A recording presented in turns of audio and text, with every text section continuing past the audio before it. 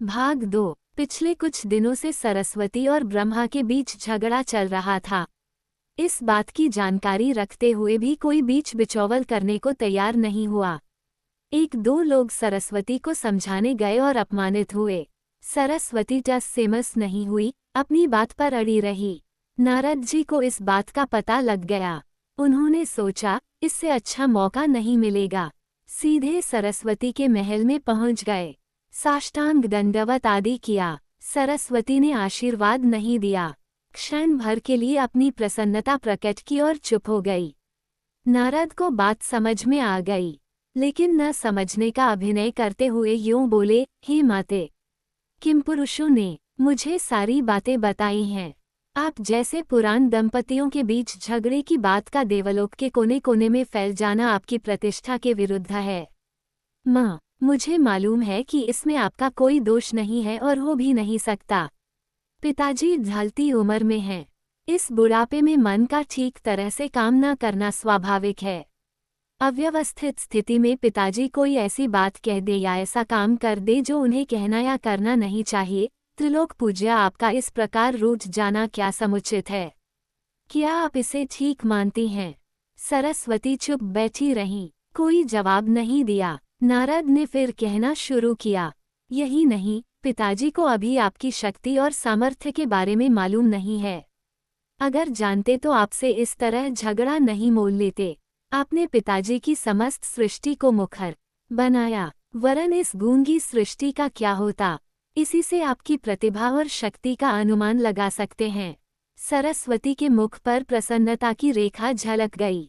उन्होंने कहा, बेटे, तुम्हारे पिताजी का विचार भी यही है। वे मेरी शक्ति और सामर्थ्य के बारे में जानते हैं, लेकिन इस बात को व्यक्त करना नहीं चाहते, इसलिए छोटी मोटी बात को लेकर झगड़ा कर बैठते हैं। इतने दिनों से मैं सहती आई, लेकिन उसकी भी एक सीमा होती है न। तुम्हारे पिताजी यह भूल गए कि मेरा मौन मेरी भलमानसी का लक्षण है। यही इस झगड़े का मूल कारण है। हे माते, यह आप दोनों के बीच की बात है। चार लोगों में इस बात के फैल जाने से अनेक प्रकार की समस्याएं पैदा हो जाती हैं। सब लोगों को इस बात का पता चल गया कि बुढ़ापे के कारण पिताजी की मति नष्ट हो गई है। इस कारण से उन्हें जो काम करने हैं वे सब आपको करने पड़ रहे हैं, ऐसा सब लोग समझ रहे हैं। सच। सरस्वती के स्वर में उत्साह था। इसमें संदेह की बात ही क्या है? पाषाण सदृश जंगम सृष्टि को वाक्शक्ति प्रदान कर आपने उसे उत्तम स्तर पर पहुंचाया। ऐसी अपूर्व शक्ति आप में है। आप चाहें तो क्या ऐसी जंगम सृष्टि का निर्माण नहीं कर सकती हैं? अवश्य कर सकती हैं, लेकिन पिताजी के प्रति आपके मन में जो समादर की भावना है, उसके कारण आप चुप बैठी हैं। यह आपकी असमर्थता का प्रमाण कदापि नहीं है। ये भी सच है। हे माँ, मैं ये बात इसलिए कह रहा हूँ कि इतनी सामर्थ्य से युक्त होकर भी आपने इस प्रकार झगड़ा क्यों मोल लिया?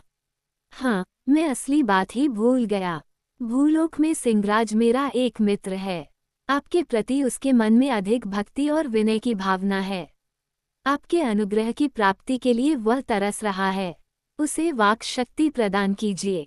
अरे पशु और वाक शक्ति, मैंने उसे बहुत समझाया, लेकिन माँ, मेरे समान ही उसे भी आपकी सामर्थ्य पर दृढ़ विश्वास है। फिर भी आपकी इच्छा है। उसके दृढ़ विश्वास को आप व्यर्थ कर देंगी तो कल से वह आपकी निंदा करना शुरू कर देगा। उसके लिए आप तैयार हैं तो मुझे कोई आपत्ति नहीं है। ठीक है, उसे वाक्शक्ति प्रदान कर दूंगी। इससे मेरा क्या बिगड़ने वाला है? नारद ने सरस्वती से विदा ली। सरस्वती ने उसी क्षण सिंहराज को वाक्शक्ति प्रदान कर दी। नारद जी तत्काल ब्रह्मा जी के पास गए। द्वारपाल ने बताया कि ब्रह्मा जी एकांत में हैं और कुछ दिनों से किसी को दर्शन नहीं दे रहे हैं। तो नारद ने कहा, तुम्हारी बात ठीक है। क्या मुझे इसकी जानकारी नहीं है? मैं इतना मूर्ख तो नहीं है कि यह सब जानते हुए भी भीतर जाने का आग्रह करूं। ब्रह्मा जी मेरी ही प्रतीक्षा में बैठे हैं। उनके आदेश पर ही मैं यहाँ आया है।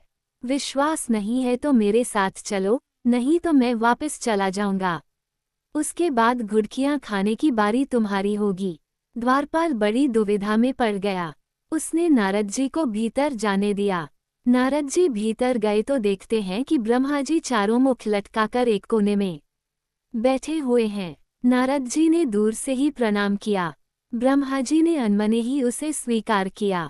नारद ने कहना शुरू किया, हे महानुभाव, इस संसार में सभी प्रकार की मुसीबतें अच्छे लोगों को ही घेर लेती हैं। धोखेबाज, चोर और पापी लोग सर्व सुखों का उपभोग करते रहते हैं। इस परिस्थिति का कारण क्या हो सकता है, मुझे नहीं मालूम। ब्रह्मा जी के स्वर में ईषत् क्रोध था। ऐसा कहकर अपने को ही धोखा मत दीजिए। हे तात, आत्मा प्रवंचन से प्रारंभ होने वाला ये रोग लोक प्रवंचन तक परिव्याप्त हो जाता है। आत्म प्रवंचन से एक व्यक्ति का नुकसान होता है, लेकिन लोक प्रवंचन से समस्त लोक की हानि होती है। क्या आप ये चाहते हैं कि आपकी अपनी सृष्टि को हानि पहुँचे? ब्रह्मा जी ने प्रश्नार्थक रूप से देखा। हे प्रभो, मैं आपसे इस बात का निवेदन करने योग्य नहीं हूँ, लेकिन निवेदन किए बगैर मुझसे रहा नहीं जाता। इस लोक में नियम के बंधन ढीले पड़ते जा रहे हैं। इसका बीज देवलोक में और वह भी हमारे परिवार में रहना खेद का विषय है। सब जानते हुए भी पता नहीं आप चुप क्यों बैठे हैं। सुना कि आप शांत स्वभाव वाले हैं, लेकिन यह नहीं जानता था कि आप इतने नादान भी हैं। अभी अभी यह बात सुनी है और उसका प्रणाम भी अभी मिल गया है। इस बात को सुनकर ब्रह्मा चौंक पड़े। चारों मुखों से जम्हाई लेकर तनकर खड़े हो गए। नारद जी भीतर ही भीतर प्रसन्न हुए। क्या कहा, मैं नादान है? नादान होता तो इतनी बड़ी सृष्टि कैसे करता, इतने चित्र विचित्र अंशों की कल्पना कैसे करता? ये बात तो किसी मूर्ख को कहना चाहिए। ये बात तुम्हारे मुंह से शोभा नहीं देती। भीतर ही भीतर प्रसन्न होते हुए नारद जी ने कहा, बिना किसी प्रमाण के मैंने यह बात नहीं कही है। कोई दूसरा आदमी अपने कार्य में हस्तक्षेप कर रहा हो तो चुप बैठने वाला नादान नहीं तो और क्या होगा? आपकी शक्ति और सामर्थ्य के विरुद्ध गली गली प्रचार हो रहा हो और आप चुप बैठे रहें तो आप नादान ही होंगे। आप स्वयं सोचकर कहिए, कौन है वह धूर्त जो इस प्रकार का प्रचार कर रहा है? और कोई होता तो मुझे क्या, लेकिन स्वयं पूज्य माता जी ने इस आंदोलन का प्रारंभ किया है। सच। चौंक पड़े ब्रह्मा जी। पिताजी को चकित होते देखकर नारद यूं बोले, इसमें चकित होने की बात ही क्या है? हे तात, आपके और माताजी के बीच वैर का बीज अंकुरित और पल्लवित होकर महावृक्ष बनता जा रहा है। संपत्ति आप माताजी के लिए शत्रु स्थान में हैं।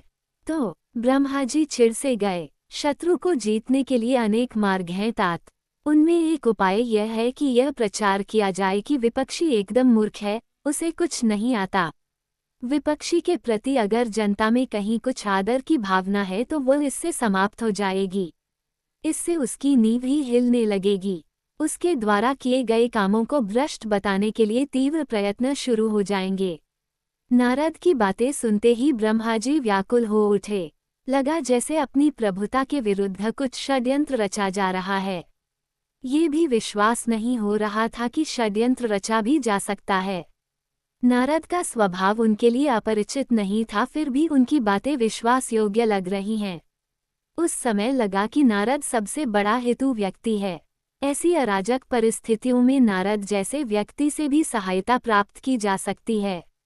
हे पिताजी, क्या सोच रहे हैं? यदि मेरी बातों पर विश्वास नहीं है तो उधर भूलोक की तरफ एक नज़र देखिए तो आप स्वयं सत्य असत्य से अवगत हो जाएंगे।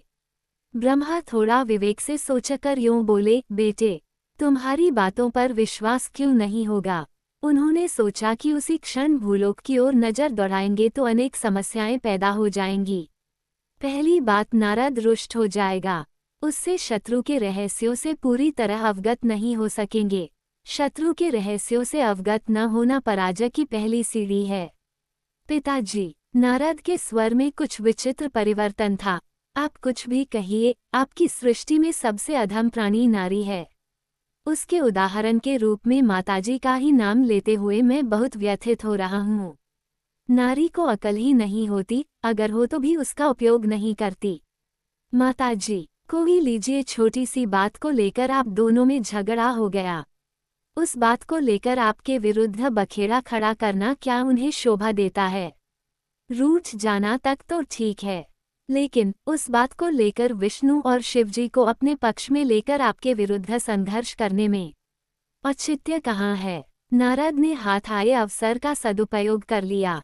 उन्होंने आगे कहा, विष्णु और शिव तो आपके शत्रु हैं ही। उन्हें माताजी का जो अवलंब मिला उसके कारण वे आपको अपदस्थ करना चाहते हैं। समझ में नहीं आ रहा है कि माताजी की अकल पर पत्थर कैसे पड़ गया। आंख और कान फैलाकर सुनते हुए ब्रह्माजी ने पूछा, क्या किया उसने? छोटे मोटे काम होते तो मैं परवाह नहीं करता, लेकिन वे आपकी शक्ति और सामर्थ्य को ही अपदस्थ करना चाहते हैं। अभी किया तो नहीं है न? नारद ने लंबी सांस छोड़ते हुए कहा, किया क्यों नहीं? हो गया, उसका श्री गणेश हो गया।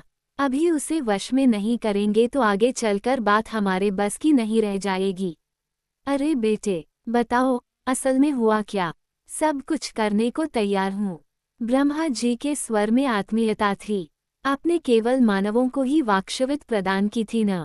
हाँ, माताजी ने पशुओं को भी वाक्शक्ति प्रदान कर दी है।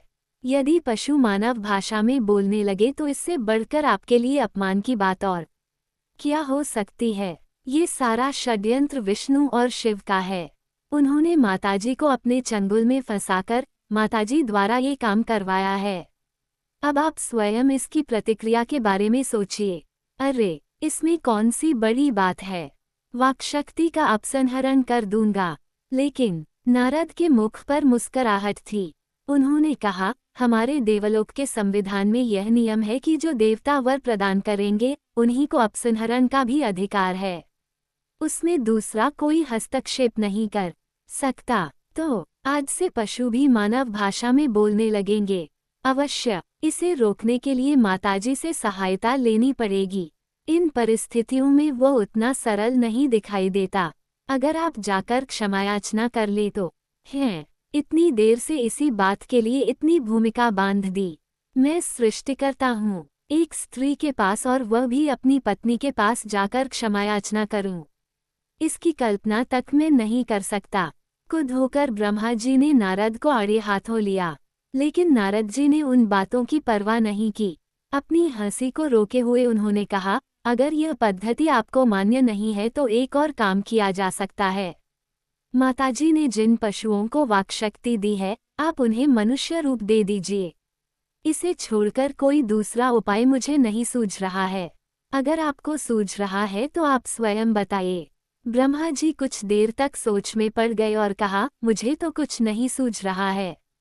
खैर, ऐसा ही करेंगे, इसमें कोई संवैधानिक बाधा तो नहीं है न? नहीं, ऐसी कोई संभावना नहीं है। नहीं, मेरी बात का मतलब है, उन्होंने जो वर प्रदान किया, हम उसमें अड़चन पैदा कर रहे हैं न? तब संविधान में कुछ, अगर ऐसा देखे तो प्रथम दोष माताजी का है। उन्होंने देवलोक के संविधान के विरुद्ध काम किया, पशुओं को वाक्शक्ति प्रदान कर दी। स्पष्टीकरण तो पहले उनको देना है। ये कहीं उसके सामने सिर झुकाने के समान तो नहीं है न? नहीं, नहीं, इसकी ये तो प्रचंड प्रतिक्रिया होगी। देखिए इसके लिए माताजी, विष्णु और शिव क्या जवाब देंगे। वैसे मानव जाति के प्रति मेरे मन में बड़ी घिन है।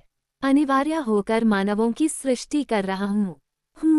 पता नहीं, कुछ समझ में नहीं आ रहा है। नारद जी चुप रह गए। स्वामी, आप कुछ अनमने लग रहे हैं। नारद जी चौंक पड़े। उस व्यक्ति को उन्होंने ऊपर से नीचे तक देखकर कहा, कौन हो बाबू तुम? पहचान नहीं पा रहा हूँ। महर्षि होने पर भी आप हास्य प्रिय हैं। हास्य और तुमसे? नारद के स्वर में आश्चर्य का भाव था। और नहीं तो क्या, बड़ा प्रेम और अनुराग दिखाकर आप ही ने तो मुझे यह मानव रूप प्रदत्त कराया है। अरे तुम सिंहराज, सचमुच पहचान नहीं पाया। ये सब आपकी कृपा है। यदि आप न चाहते तो मुझे ये सुअवसर प्राप्त नहीं होता। निवेदन है कि इस सुअवसर का सदुपयोग करूंगा। आपके वचन के अनुसार मानव के ज्ञान विज्ञान से परिचित होकर तदनुसार अपने राज्य के प्रशासन की व्यवस्था करूंगा। इतने वर्षों से मानव ने जिन दशाओं को पार किया है, उन्हें मेरी प्रजा अल्पकाल में पार कर दिखाएगी। मानव के द्वारा किए गए दोषों को न दोहराकर उनके जीवन के अनुभव का सार मैं अपनी प्रजा को प्रदान करूंगा। समस्त पशु समूह सदा आपका ऋणी बना रहेगा। अरे तुम तो बड़े बुद्धिमान निकले जो अनहोनी को करके दिखा दिया, और सारा श्रेय मुझे देना चाहते हो। भाई, मैं तो केवल निमित्त मात्र हूँ, परिस्थितियों के कारण तुम्हारी अभिलाषा फलवती हुई। पूज्य व्यक्ति प्रशंसा पसंद नहीं करते, फिर भी मैं अपना आभार प्रकट किए बिना नहीं रह सकूंगा। मुझे आशीर्वाद दीजिए। सिर झुकाए सिंहराज ने कहा, आशीर्वाद जैसी बातों पर मुझे कोई विश्वास नहीं है, फिर भी तुम्हारी इच्छा को अस्वीकार नहीं कर सकता। धन्य हो गया प्रभो, कहा सिंहराज ने।